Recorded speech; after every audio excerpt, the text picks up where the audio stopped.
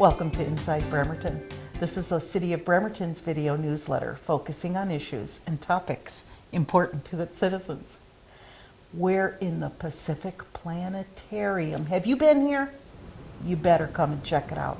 We are at 817 Pacific Avenue, downtown Bremerton. Some people would know this as the old fire station. It is our old City of Bremerton Fire Station 1, and it's been a planetarium for a few years. And it's a very cool spot, a really cool spot. Go to their website, check out what they have to offer. Talks for kids, all kinds of information, great place to be. But the reason we're sitting in the Pacific Planetarium is to talk to my goofy friend, Mr. Dr. Bob Abel, but we call him Bob. Yeah. We call him Bob.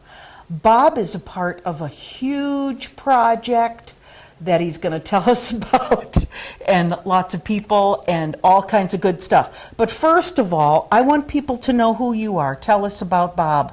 Oh, so I teach at Olympic College, mostly physics and some meteorology and astronomy, and on the side I'm an astronomer.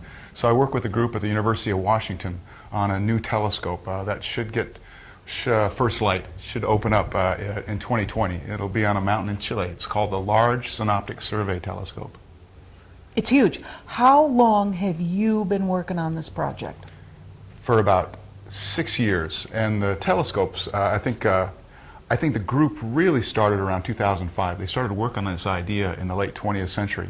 But, well, you know how when you look through a telescope, you see further, but you don't see, as you lose your peripheral vision, right? You see less. Well, this telescope's completely different. It's a 25-foot diameter mirror. That's big, catches a lot of light. But not only does it see further, but it gets a wider angle. So the light gathering surface inside the telescope in the camera is about this big. And if you take a picture with that of the moon, it would be this big on the camera. So you're capturing a huge swath of the sky. Never had a telescope like this before. It takes like a 15-second exposure, and then it moves on to the next spot. Every 3 nights, it'll cover the entire night sky from its mountain in Chile. It's downloading the equivalent of about, well, all the written material in the Library of Congress. It downloads that much information every night, and it'll be doing it for 10 years. So the first month this thing's in operation, it's a huge data dump. The first month it's in operation, it'll acquire more data than all the telescopes in history combined. And it's going to be operating for 10 years. So how did you get involved in this project? Did they seek you out, or did you hear about them and say, hey, I want to help you with this? Well, how did it all happen? I was doing work on another project involving satellites of brown dwarfs, which are small stars and giant planets, and how they get heated by tides. You know, like the Earth has tides due to the moon. And so I was working with folks at the UW, and I finished that project up, and I asked them what else is going on. And this is great because... And they said, well, as a matter of fact... Well, this telescope's so nice because it's just a huge survey. And so we're going to learn more about our solar system than ever before, more about our galaxy, more about the cosmos. We'll have... Since you capture the entire night sky every 3 nights, after 10 years, you've got about 800 pictures of each of tens of billions of galaxies and stars, millions of solar system objects. So, well, for example, we don't really know how supernova develop. We're not really sure about the process because we only see them once they go off. It's hard to figure out where it's going to go. Well, with the Large Synoptic Survey Telescope, we'll see a supernova go off, say around 2025, and we'll just wind the tape back and see what it looked like before. Wow. There are lots of other things. Since we get such a wide view, we can see things that no other telescope can see. Before light escaped from the universe, before light could get out into the universe, it was so condensed you couldn't see anything, but there were oscillations, there were vibrations in the universe, just sound waves, essentially. And when it got big enough so that light could escape, well, those sound waves, they've got frozen in place, and so they expanded out into the universe. If you can see the entire sky and catalog it, you can actually see this information that happened before light even escaped from the universe. We're looking for one of the mandates for the telescope. Sorry, I'm just going to go. Keep going. One of the mandates for the telescope is to find at least 90% of all the objects near Earth orbit that are greater than 150 yards across. anything that could be potentially hazardous to us. And so we're charged with finding those. If you find them early enough, you can cause them to avoid the Earth. So that's an amazing thing, That's right? cool. But we That's want to go very even cool. further. We want to see how asteroids track in from the solar system through, well, there's an asteroid belt out past Mars. And we know that they migrate inwards, but we don't really know the process that well. And this will give us the information we need. That's all really deep thinking stuff. I know it hurts, Yeah. but it's worth it. Yeah. So, part of this project, since you've been involved in the early 2000s, did you say 2005? 2009. 9. Annually, 300 plus brainiac, astronomer, scientist folks get together annually. This year, Bob's bringing them to Bremerton. So our community is going to be jam-packed with super thinkers, super astronomers. I've got some bios on some of the folks that are going to be here, and they're all extremely highly educated, learning about star stuff, and they're going to be here in our community. So we want to take advantage. Big time. So we've got 300 of the world's best astronomers in town for a week, and it's Bremerton. So you can't go that far unless you get on the ferry. So they're trapped. They don't have cars or anything. So I want to use them. So from 9 to 5, we'll be in meetings. But after 5 o'clock, I've been working on a series of talks. So like the C-Film, downtown Bremerton's new C-Film theater. We've rented, Olympic College has rented one of the 100-seat theaters, and we'll be showing, we'll have 5 nights in a row, we'll have free public lectures. And the lectures will all be about what the Large Synoptic Survey Telescope will learn on different scales. The first night is what it will learn about solar system objects. And then Monday night, we'll talk about what it'll learn about stars in our galaxy. And then Tuesday night, we're going to have a lecture, an overview. It'll be completely in Spanish. Well, the telescope's in Chile, and also we have a strong Spanish population. Yes, and I we think do. they deserve a free lecture. Absolutely great idea. Wednesday night, we'll talk about cosmology. How will it, we're going to learn about the shape of the universe from this telescope. And on Thursday, we'll talk about time transients, looking at things that change over time, because we'll see so much of the sky, we'll see things happen. The universe seems very static if you look through a regular telescope, but we'll see all kinds of stuff every night.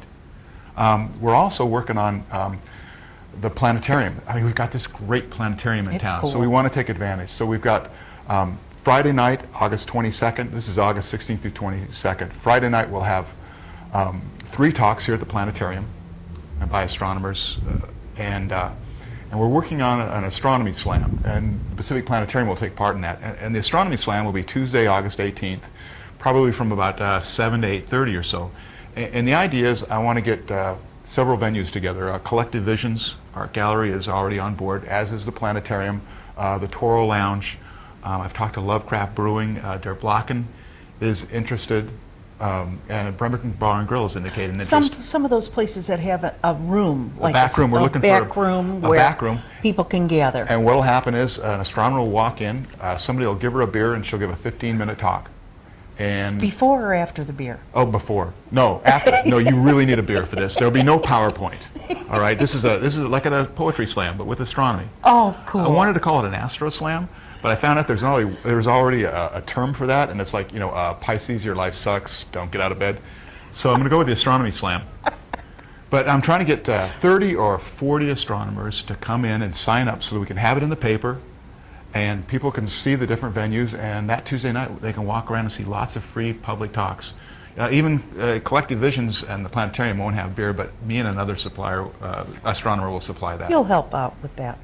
So we've got a couple breweries opening up downtown that are getting really excited about all these astronomers, and maybe they'll brew a special beer for you. Well, I've talked to them. I've got a list of beer names, and their Blocken's already on board, and Lovecraft is interested. I just haven't got a hold of Wobbly Hops yet, but but they're happy to have a Redshift IPA or a large Synoptic Stout that week. So I'm working on that too. That's very We'll cool. have Olympic Astronomical Society is working on getting telescopes up during that week, during the day, so they can look at the sun, maybe the stars at night. That should be fun. Lots of articles in the paper, I think, that week about astronomy. And And there'll even be a large Synoptic Survey Telescope soccer tournament on Kiwanis Field from 6 to 8 in the morning. What's that all about? Well, We've it's got a not lot of very soccer athletic. players. Oh, it's not? Well, as athletes, they're really good astronomers. No, they should be. No, they love to play soccer. It's an international group. And, Yes, it is. And they cool. love to have. It's just once a year that the camera folks and the facility folks, we do the software, work on the software at UW. The site, we all get together to talk about what's going on. So we see each other once a year, and the soccer tournament's a great way to bond. Yeah. And we want to web stream that third day and talk to astronomers in the background. Very cool. Did it take, so does your annual meeting move in location, Bob? Yes. So someone can say, I'd really like to host next year, and I want you to come to Barcelona. Which is exactly what I did, because last year it was in August, like every year, and it was in downtown Phoenix. And I don't know if you've been to downtown Phoenix in August. In August. But I thought this would be a great venue. Yeah. Tell us about where these other astronomers are coming from. Many in the United States. Oh, I read about that, but how about all other parts of the world? So the corporation's located in Tucson. The telescope will be on a mountain in Chile, right? So we'll have people from Chile. We have collaborators from France, Croatia. I spent a lot of time talking with somebody who really worked hard at getting here from Poland last year. So it's not just people that are working on the telescope, but they're also developing the science that we'll use for that telescope. It's going to be one of the most massive downloads of information ever, and we're trying to figure out how to analyze that. And what we really want to do is, we don't want to sit on it. We want to be able to, if something happens, all the stuff that happens every night, and we'll see a lot of things, we want to be able to get that out to the public so that they can do follow-on work. There are a lot of things amateur astronomers can follow on with, and we want to be one of the first to actually not be so proprietary about our data. Talk to us about the funding of the project. Was it funded privately, or all these universities and individuals? How is it funded? It's been a unique funding effort. It started out off private money. Microsoft's been very helpful. But they're going to benefit from this information. the National Science Foundation has listed it as one of their top priorities. So we started off with private funding to get it up to a level. NSF, National Science Foundation, is now a big supporter, and just recently we got several grants. Charles Simon, I can't remember all the people, but some very good private. It's going to change the way we look at the sky, as much or more than Hubble and Kepler. And you know what Kepler's been doing lately, discovering planets, right? This thing is going to be amazing. What did Nancy tell us as we were preparing, that pretty soon we're going to see Pluto? Yeah, we'll see. Well, Yeah. we go by Pluto July 14th, so we'll want to see that. I didn't mention Collective Visions, besides hosting one of the astronomy slams, they're preparing art for that week. And the Kitsap Museum is working on astronomy in Kitsap County, an exhibit on that too. So it should be a lot to see. Again, the dates are August 16th to the 22nd, Right, correct? Sunday, August 16th through August 22nd. The C-Film talks are free, first come, first serve, August 16th through the 20th. On the 21st are the 3 talks here at the Planetarium, and Tuesday, August 18th is the Astronomy Slam all over downtown, and we'll have that in the paper or on social media, anywhere I can get it. Yeah. Is there a website for I know there's an LSST, Large Synoptic Survey Telescope. It took me 3 years just to get that part. I'm good at the LSST part. I know there's a website for that we'll put up, but do we have a website for what's going on What's on local? the information? Not yet, and I'm working with different groups. Good. I thought maybe I'd do Stay an interview tuned. on BCAT. That would help. If you know somebody, that would be very helpful, because people watch this show. People do, especially when they know that Bob's going to be on. August 16th through 22nd, downtown Bremerton. We want people to come out. Oh yeah, it And, should be I fun mean, for everybody. It's going to be really great fun. Tell us what the cost is of the LSST. Do you have any idea what the total cost is of that project? It's going to be a lot. It's a lot. I mean, well, it's not a. I don't know, and I'm lucky enough I don't have to care about that. But you've got to build you've got to build a telescope. You've got to build a facility that's as big as a very large building. It's a massive telescope on top of a mountain at 8,000 feet in Chile. Why So, Chile? Chile is 30 degrees south of the equator, and all the great deserts of the world are 30 degrees north and 30 degrees south or at the poles. And what that means is you've got sinking, compressing warm air, and it's very dry. And so you don't have a lot of turbulence in the sky, and you don't have a lot of water, which makes it harder to see. So it's just beautiful seeing. It's not, what Mauna Kea is 14,000 feet roughly, and this is only 8,000 feet, but the seeing is very good. There are several world-famous giant telescopes on that mountain, different peaks. So when it sees first light, is that the term? Yeah. Are you going to be there? I hope not, because it's very high up. And you know, it's like, I'm more of a theoretical astronomer, which is really cool, because I get to bed at night. But the thing is, the camera is this big, right? So there's no eyepiece to look through. And so everything gets fed right down. I It's see. more automatic because we're developing a cadence for looking at everything.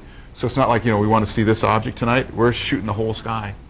So it's more of a software thing. So instead of looking through a telescope, I spend a lot of time in front of a flat screen. You'll be checking it out on your monitor. Yeah. There you go. I get to stay at home and get up in the morning. It's pretty nice. I would Awesome. like to get down and work at Chile for a while, but Yeah, very, very cool. So mark your calendars, August 16th through 22nd. Come see Crazy Bob. it should be a great time. It's really going to be a very good time. Lots of opportunity to hear these astronomers talk about the telescope, what the telescope is going to do, how it's being built, where it's going to be, and hear these brainiacs as you're meeting all day long at the conference center, and then they'll be out and mingling among us Bremertonians, and we don't We're want also them, very smart. who are all Don't be confused between astronomy and intelligence. You know, we try really hard. But well, it's going to be a lot of science brain. I teach at Olympic College, and I've never been in a classroom where I was the smartest person. So it's just what you love to do, and astronomy is so cool that there is so much passion involved that they look smart because they spend a lot of time on it. And some Very of cool. them are smart. Very cool. Thanks, Bob. Thanks, Shar. And we're going to really make sure we're attending downtown. And thanks for joining us this segment of Inside Bremerton. We'll see you next time. See you in August.